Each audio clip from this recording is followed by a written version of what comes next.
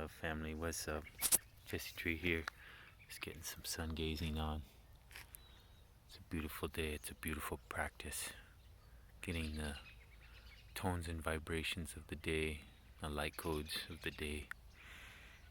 And if you're interested in sun gazing, it's good to do it the first hour or last hour a day when the sun rays are attenuated by the oblique angle that they hit the atmosphere. And there's zero UV during this time, and you can get some full spectrum light therapy. Stimulates the rods and cones in your eyes to process stress chemicals and decalcifies your pineal gland. And when I first started sun gazing, I did this process where you start with 10 seconds the first day, and then 20 seconds the next day, and then 30 seconds, all the way up to 45 minutes. And at the top of 45 minutes, I had this bliss experience of total heart connection with all of creation, total confidence in myself, and just a feeling of love and interconnectedness. It was one of the pinnacle experiences of my life, up there with some psilocybin experiences and some experiences with my wife and with my sons being born and such. It's really a beautiful process to honor the day, to give thanks for the day, and kind of start the day on the right foot. I was just sitting here and remembering back to those times, back to when I first began herbalism and raw food, and I was doing permaculture, and my sons were young, and what an amazing blessing and gift that life has been. And some of my original motivations, I really seek to be like my hero Milarepa, the Tibetan yogi, or like Green Man, the masculine, life-giving force of sort of kindness and fertility of the earth, and of life itself. Thinking about, sort of the raw food lifestyle, and remember being really into this guy, Daniel Vitalis. He was like way into rewilding, this whole idea of, unlocking our sort of innate resilience through reinserting ourselves in the ecology and having the pressures of evolution continue to work upon us. A lot of people are into this now, and they call it biohacking, but it's just being a natural human again. And I remember he was a raw foodist, and he started eating meat, and he was eating raw meat, and I thought, that's so weird. And doing this whole study of looking at the shape of our teeth, how we're not omnivores and we're not carnivores. We have teeth like frugivores, like chimpanzees, and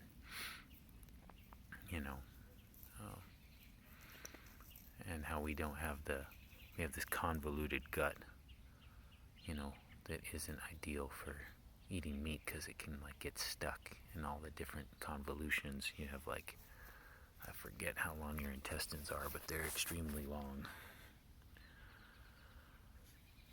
and just kind of wanting to touch back. I've been raw vegan this whole while, but that's when I got into sun gazing, and breatharianism was at that time too, and just this whole vibration of health and freedom and longevity. After 72 hours of fasting, your body starts to create stem cells, or you actually have stem cells in you all the time. You could be 100 years old and not unlock your body's stem cells.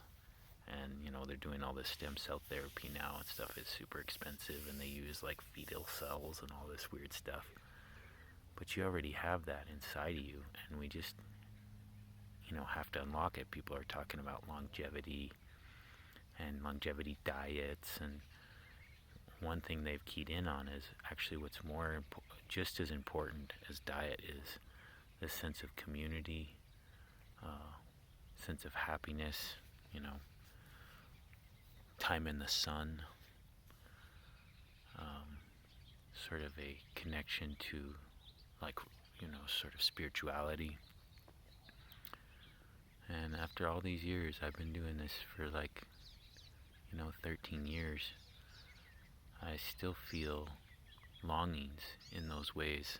I have lots of community online, but I don't even know one raw vegan that in my immediate community. My whole family and all the people around me eat meat and stuff, even though I'm, have this incredible lifestyle, and they just kind of see it as, sort of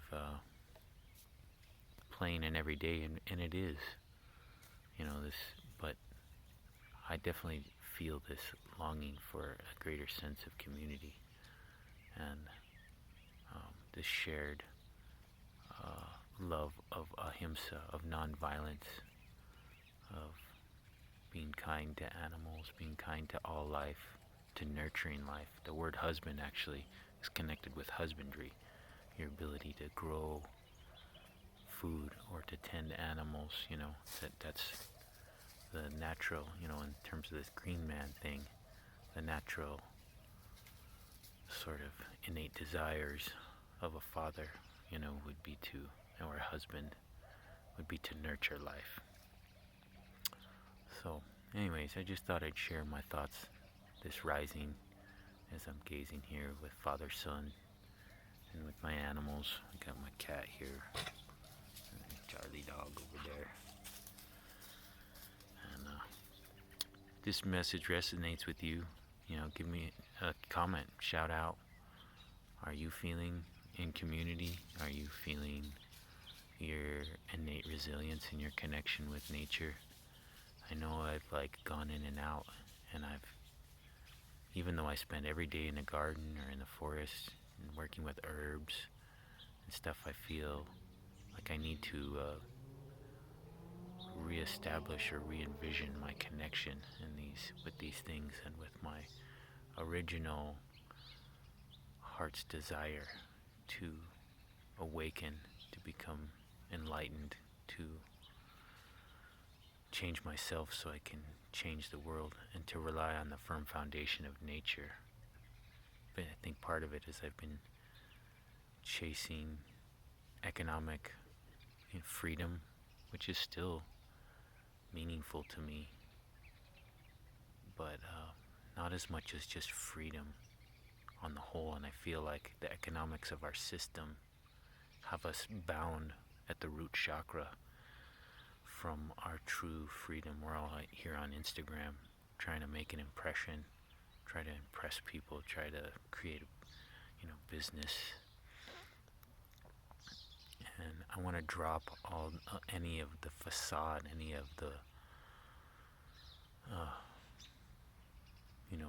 pieces that are obsequious and ingratiating, with